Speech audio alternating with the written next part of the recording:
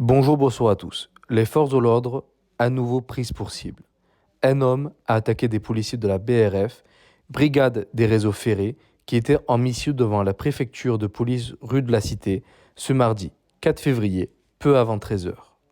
Selon les informations du parquet de Paris, pendant son acte, le mis en cause a tenté de s'emparer de l'arme de poing à la ceinture d'un des 3 policiers présents devant la préfecture de police.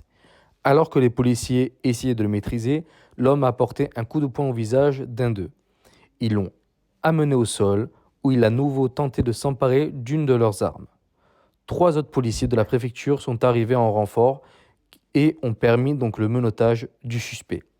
Il ne faut pas croire, attention, le menottage de quelqu'un et la maîtrise de quelqu'un est extrêmement difficile. C'est extrêmement difficile, voilà. Il ne faut pas croire que parce que le mec, il est tout fin ou tout menu, que ça va être facile. Il ne faut pas croire ça. C'est extrêmement difficile de menotter et de maîtriser quelqu'un. Selon le préfet de police, Laurent Nunez, au cours de cette attaque, un brigadier-chef a été blessé donc au visage, tandis que 2 autres fonctionnaires ont été blessés, un à la main et l'autre au doigt. 2 autres policiers donc venus en renfort ont également été blessés. Le ministère public a précisé que l'homme était porteur d'un morceau de miroir brisé. Il n'a pas été établi qu'il s'en serait servi apparemment.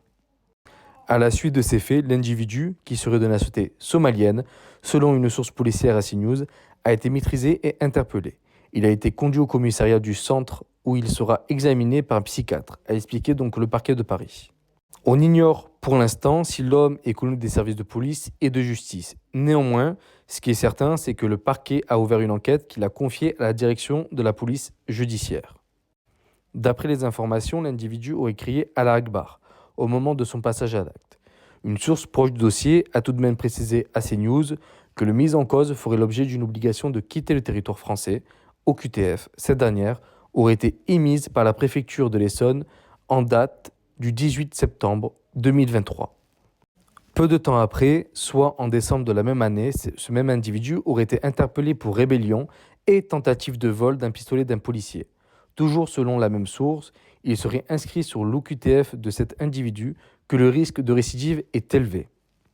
Enfin, le parquet national antiterroriste, le PNAT, est en évaluation de la procédure actuellement diligentée par le parquet de Paris, a appris CNews. Donc voilà, encore une fois, quelqu'un qui n'aurait pas dû être sur le territoire. Déjà, même s'il n'a pas de casier, imaginons qu'il n'a pas de casier. Il est déjà connu pour des faits de rébellion et tentative de vol de pistolet d'un policier. Donc c'est pas la première fois que cet homme, cet homme, entre guillemets, je suis gentil, hein, je dis pas cette chose, hein, cet individu tente de voler une arme à un policier. C'est pas la première fois. Il est au QTF, en plus c'est précisé qu'il a des grands, qu'il y a un risque élevé quand même qu'il récidive, mais il est toujours sur le territoire français, alors que ça fait déjà plusieurs mois, depuis septembre 2023, donc même un an et quelques mois, que cet individu aurait dû quitter le territoire. Voilà, ça aurait déjà fait un bon moment qu'il aurait plus dû être donc sur notre territoire. Et toujours l'excuse, de toute façon, je pense que maintenant on commence à avoir l'habitude, même si on sait très bien, vous et moi, que même si on prend l'habitude d'entendre cette excuse-là, on ne l'accepte pas, l'excuse de la psychiatrie. Voilà. C'est bizarre quand même, hein.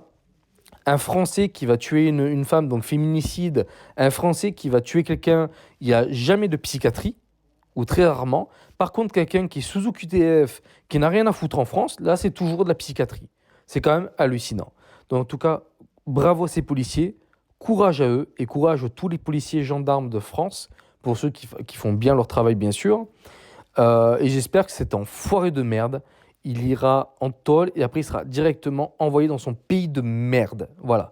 Parce que maintenant, je commence à en avoir marre qu'il y a des Français, que ce soit flics ou pas, soient en danger à cause de ce genre de personnes. Voilà. Donc n'hésitez pas à commenter, liker, partager, à vous abonner. Je vous remercie et à bientôt.